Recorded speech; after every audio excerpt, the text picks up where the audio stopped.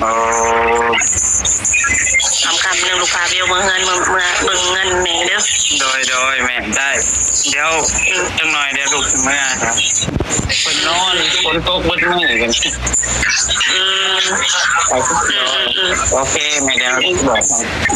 สู้ๆเด้อแม่เด้อแม่ก็ตัวฮาโบแหละโดย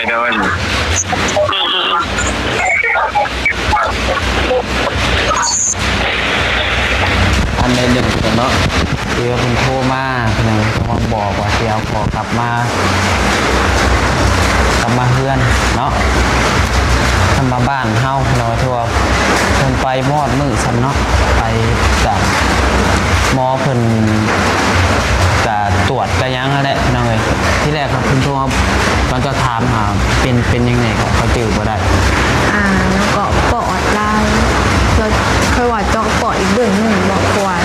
เบื้องหนึ่งค่ะยังเกาะมีน้ำในเบื้องหนึ่งค่ะเป็นเลือดบอกว่าเส้นเลือดมันแตกในปอดนะ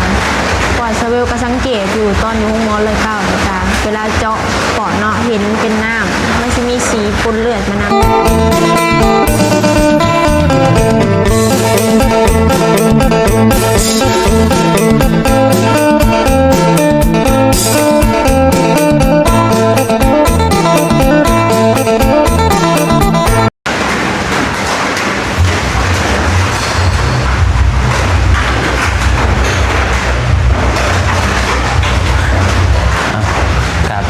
สบายดี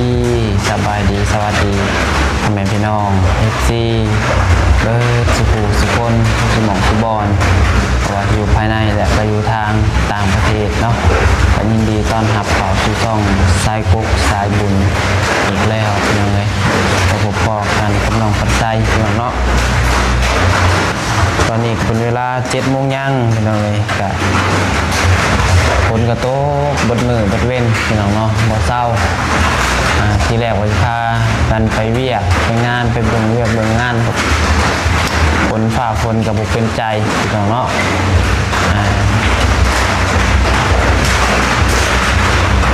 ฝนตกบดมือบดเว้นเลยพี่น้องเลยก็เลยน้องบัดไซก็เลยอยู่เพื่อนพี่น้องเนาะไม่ได้ไปทางใดเลยไปไทยบ่ได้เลยนะตกแต่ไปเอาไปซื้อดอกไฟแบบเท่ากับช่วงบ่ายเนาะตกแต่บ่าย1 บ่าย 2จน6 โมง 7 โมงแรงผมบนทางเต็มยังบ่เศร้าเนาะแต่วันนี้เราไงน้องพัดไส้เนาะจะนอนนางลิ่นดูเพื่อนนี่แหละแล้วก็นี่กำลังไปต้มหมี่ลวกหมี่แต่พอดีมีข่าวให้จ้าเนาะมีข่าวให้มาแจ้งเอฟซีพี่น้องเลยพอดีว่าทางเมย์น้องเบลเพิ่นโทรมาน้องปัดไซพี่น้องเนาะเพิ่นโทรมาบอกว่าหมอเพิ่นรักษาบ่ได้พี่น้องเนาะเพิ่นรักษาหมอซาเบลบ่ได้เนาะเพิ่นโทรมาหาน้องปัดไซเพราะว่าเพิ่นโทรหาน้องเบลเพิ่นนอนพี่น้องเนาะเพิ่นนอนเพิ่นรับแล้วบัดนี้เพิ่นก็เลยโทรหาน้องปัดไซโทรมาบอกอย่าน้องปัดไซใส่ SG ทางได้1พอดีน้องปัดไซมันถึงหน้าจอได้1เลยเนาะได้เลยเดี๋ยวมาเมื่อนี้เลยบ่แม่แม่เอาใส่รถกู้ภัยใส่ปีเมื่อเพิ่นมาอยู่เรือนแล้วเพิ่นอยากเมื่อโอ้คำหนึ่งลูกค้าเบลเมื่อเงินเมื่อเบิ่งเงินแม่เด้อโดยแม่ได้เดี๋ยวจังหน่อยเดี๋ยวลูกเมื่อครับคนนอนคนโต๊ะบนมือกันไปทุกคนโอเคแม่เดี๋ยวบอกสู้ๆเด้อแม่เด้อแม่ก็ตัวฮาโบแหละโดย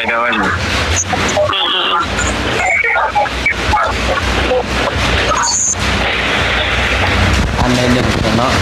เดี๋ยวคุณโทรมาหนึ่งมาบอกว่าเดี๋ยวขอกลับมา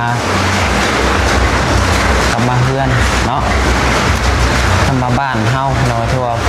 เพิ่นไปมอดมือซ้ำเนาะไปจากหมอเพิ่นกะตรวจกะยังนั่น เป็นยังไงก็เขาจืดบ่ได้ แล้วก็ปอดลาย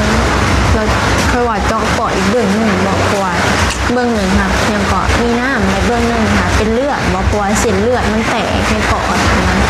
ปอดสเวลก็สังเกตอยู่ตอนอยู่ห้องหมอเลยเก้าเลยจ้าเวลาเจาะปอดเนาะเห็นเป็นน้ำมันจะมีสีปนเลือดมานำค่ะนะก็แปลกใจตั้งแต่เมื่อคืนแล้วแต่ก็น่าจะเป็นคนขางเคียงแหละก็เลยบริวารนั้น เป็นเลือดออกมาในทงเหนียว บอกว่าทงน้ำในปอด อ๋อ ทงเหนียว เพื่อ กับทง เป็น ใน หงอก ปอด ฮะ อะคนละทงไงเห็นตั้งแต่เมื่อคืนนี่นะแต่ก็น่าจะบ่เป็นหยังไปฮอดพูดแล้วเพิ่นตรวจอีกแล้วแบบว่าเส้นเลือดในปอดมันก็แตกนำย่อปอดไป2ข้าง กับประมาณนั่นแหละที่เขาบอกเอามาใส่จำบ่ได้พอดีกำลังกินข้าวหน้าต้มหมี่อยู่จนกินหมี่บ่ลงไปหน่อยแล้วโทรมาบอกเลยมีกล้องนี่นะมีกล้องนี่แหละเอามาใส่ต้ม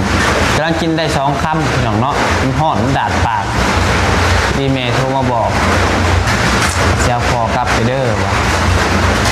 จนบ่ได้กินหมี่เลยบ่ได้กินข้าวเที่ยงพี่น้องเนาะจนบ่อยากจังเลยนะตอนนี้ก็ได้แล้วพอดีน้องปัสไซกับปุ๊กทางน้องเบลเพื่อนพี่น้องเนาะแล้วก็บอกเพื่อนเป็นอะไรความรู้สึกเห็นตอนจะบอกทำไมได้ยิน ตกใจ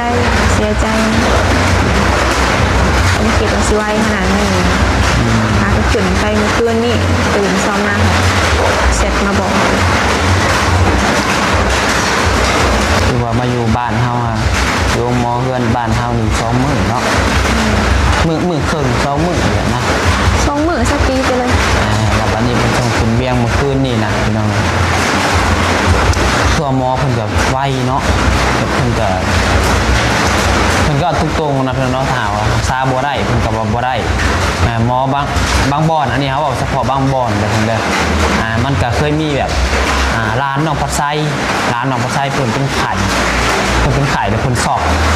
นั่นก็รับไปเลยพี่น้องเลย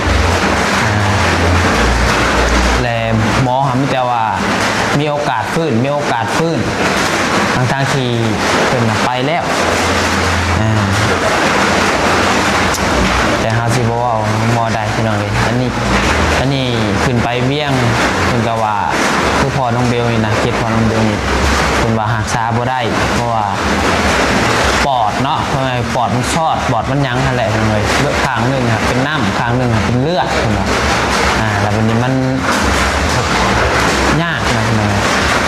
แต่ก็หลายอย่างมีเจ้าอีหยังแน่แหละน้องบ่ใส่ก็จำบ่ได้ตามที่เราเว้ามีอีกพี่น้องแต่ชื่อบ่ได้ กระดูกกระเดี่ยวหักหลายหมองสาหัสเติบหนึง ก็คือว่าทางเมย์น้องเบลเพิ่นก็เห็นความสามารถแหละพี่น้องเนาะทั่วไปนี่4 ห้องหมอเนาะ เลย 1 ห้องหมอไก่ห่านน้องปัดไส้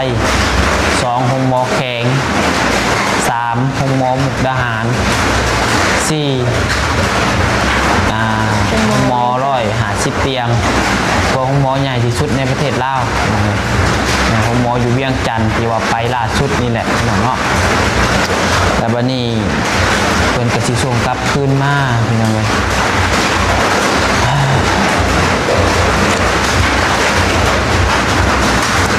ไม่ว่าเหนื่อยเนาะมีแต่ว่าสู้นั่นแหละเฮาก็ว่าบ่ออกนะพี่น้อง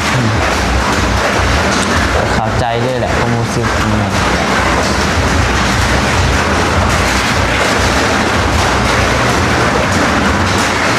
มันแบบมันทรมานเนาะเห็ดคอนะขอโทษนำเพลงเลยเล่าไปแบบซ้ำตายซ้ำเป็นเนาะมันทรมานเองเลยเพลงเลยบางคนแบบว่าปั๊มปุ๊บไปเลยฮะกับมันก็สิแบบนึงเนาะมันก็สิบ่ทรมานบ่ทรมานทั้งคนเจ็บแล้วก็บ่ทรมานทั้งผู้เป็นลูกเป็นเต้าก็สิเจ็บเพื่อเดียวเลยมันก็อันนั้นนะอย่างถามว่าอยากให้เกิดว่ามันก็บ่อยากให้เกิดแต่ว่ามันก็ความหมายคือน้องบัดไส้คือแบบว่ามันก็สิแบบบ่ทรมานบ่เจ็บ มันคือแบบเจ็บเป็นเดียวแหละทันเลยนะพี่น้องอันนี้คือแบบมัน ทรมานอยู่ เนี่ยทรมานพาคนมาหักษาอันฉันจังสี่ เฮ็ดไปแล้วมันก็บ่ดีก็เถื่อมันยังอยู่หมองเก่าเลยรักษาก็รักษาบ่ได้ถ้ารักษาได้ก็หัวสิรอดหรือบ่50 50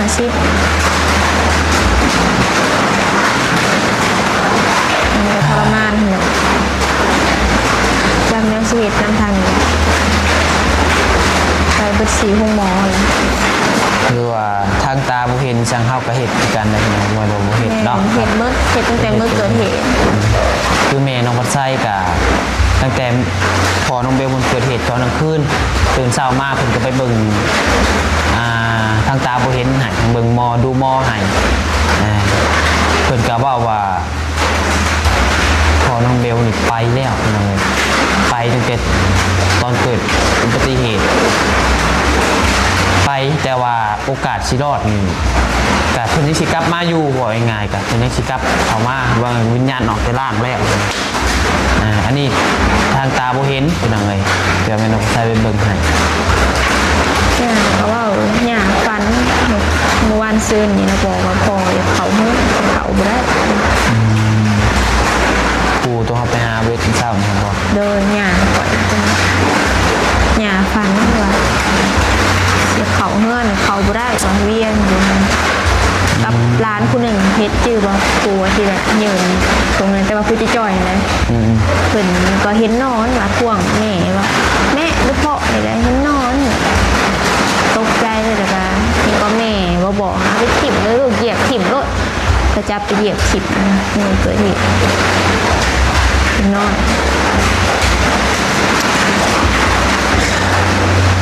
ก่อนมื้อที่ว่าพอน้องเบลจะเกิดเหตุนะฮะมื้อขอยเห็นพานนี่พระดาวจะพังบ่มื้อนั้นนะคอยให้สาวพรไปหา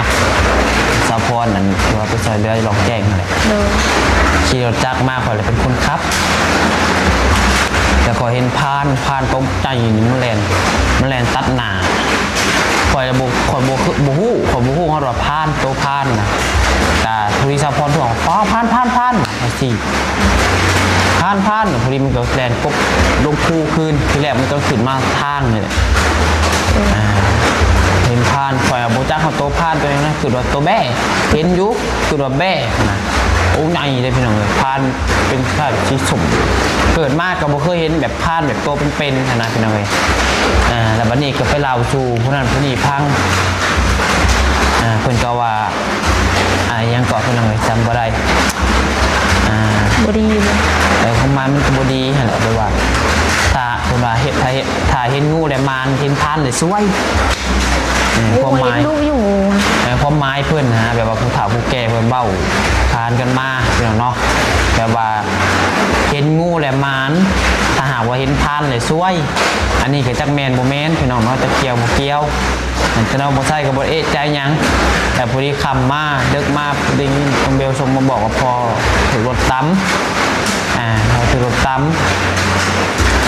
แบบตกใจนั่นแหละพี่น้องเลยแต่บันตื่นเช้ามากกลับมาเล่าสู่คนถนัดฟังอีกว่าพอซาเบลเพิ่นถูกรถตั้มนั่นนี่มีคนสร้างอะไรสร้างเห็นเรื่องซัพพอร์ตแต่เพิ่นว่าจะว่าเป็นน้ำเจ้าเห็นพานนั่นนี่ไปจักเพราะว่าเพิ่นคนเห็นพานนี่ช่วยได้เพิ่นว่าเห็นงูเลยมานเห็นพานเลยช่วยบางคนเห็นงูนี่มันเกิดงูให้โชคแต่มันก็มีหลายแบบเนาะงูกับมันเกิดงูกับมาบอกเห็นให้นั่นนี่กับมีเลยที่แรกน้องมาใส่ครับบ่ได้เอะใจเลยว่าอันเห็นพานแต่ว่าบ่ได้ใจว่ามันสิเป็นแบบนี้นะพี่น้องเนาะก็บ่ได้คิดหยังหลายนั่นแหละเพราะว่าคนชาวนั้นเพิ่นว่ามันก็จาก0,000แล้วพันที่แรกน้องมาใส่คิดว่ามันก็เป็นเรื่องปกติของแถวนั้นเพราะมันใกล้คู่ใกล้พานะแต่ว่าคนเท่ากับคนแถวนั้นก็คือเซนแบบ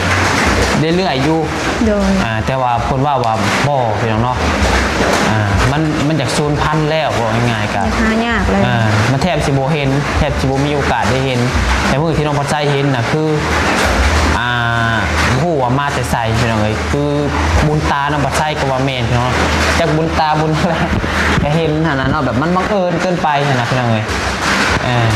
มันบังเอิญมันกะ ามว่าเรื่องคนเสื้อบ่มันกะ50-50เนาะเฮาก็บ่ถึงขั้นว่าเสื้อลายพี่น้องเอ้ยแต่ก็เสื้ออยู่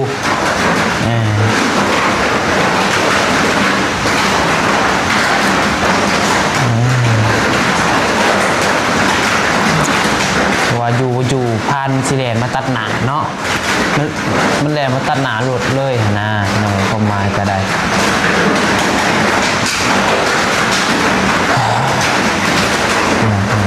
คือตอนนี้นี่ก็ทางแม่น้องเบลเพิ่นก็กำลังนำพอน้องเบลมากลับมาบ้านเนาะกำลังใช้รถกู้ภัยมาพี่น้องเลยกับอีต้นได้พี่น้องอีต้นทั้ง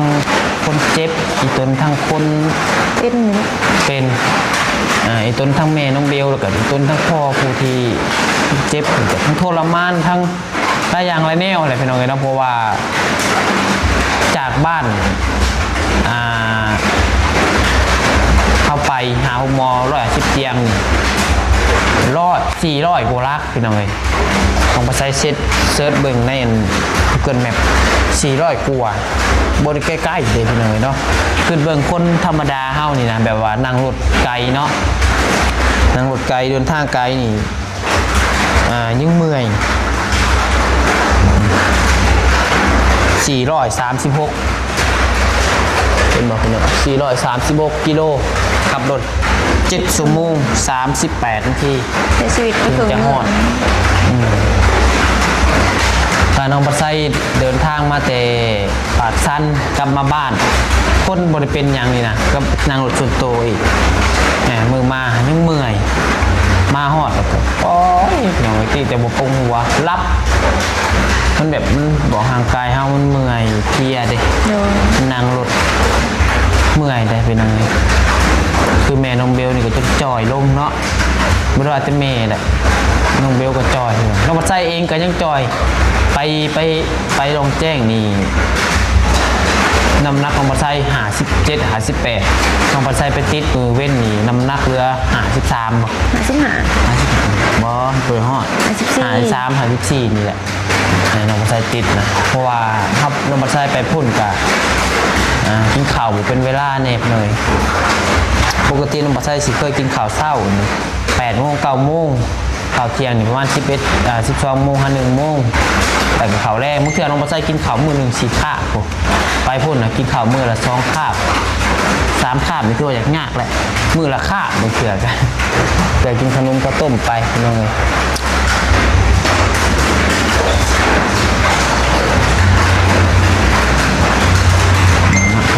มาเลย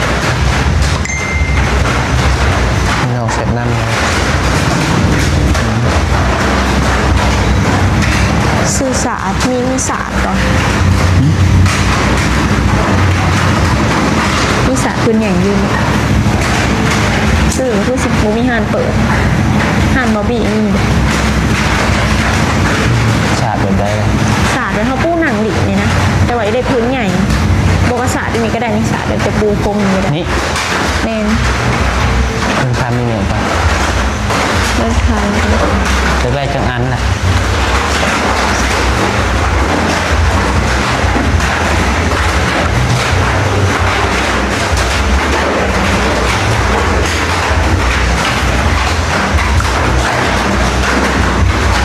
ศาสตร์รู้กันศาสตร์ปูแบบนางเผานางหมดปูในเฮือนนะแม่ปูใส่อันนั้นแหละ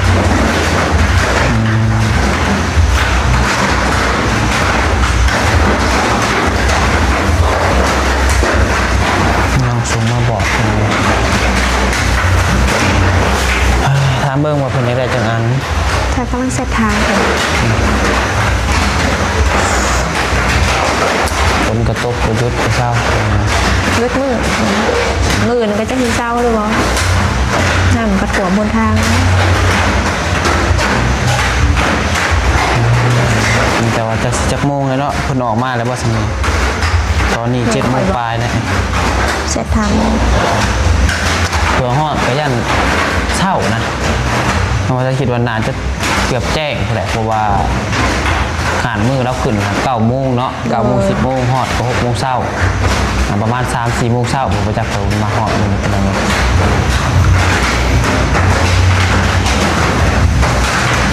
ไป สาเหตุว่าคลิปนี้ก็มาแจ้ง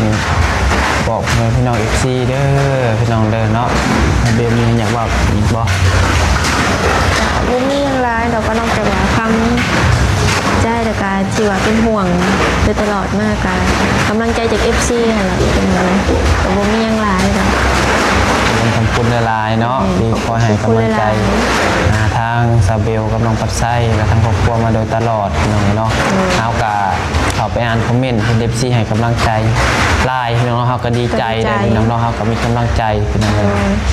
เสร็จทั้งโทรมาก็ดีใจที่ว่าเป็นห่วง เลยมีแต่ว่าเฮาผู้อยู่เนาะสู่ต่อไปนี่แหละพี่น้องเอ้ยเพราะว่าชีวิตเฮาก็ต้องเดินหน้าเนาะ เดิน แล้วว่าถ้าพอมาฮอดเฮือนฮอดหยังเดี๋ยวมันจะใช้ก็สิแจ้ง FC บอก FC สำหรับมันจะหมู่ผู้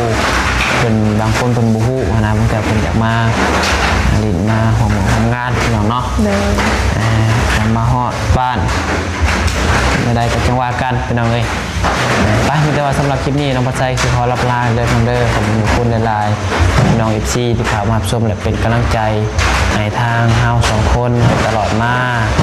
ผมมีคุณนะพี่น้องเด้อหากว่าผิดพลาดประการใดก็ขอโทษขออภัยนำเวลาอยู่ดีมีแห้งบัดสุขุสุขคนส่งมาลำด้วยพี่น้องสำหรับคลิปนี้ไปแล้ว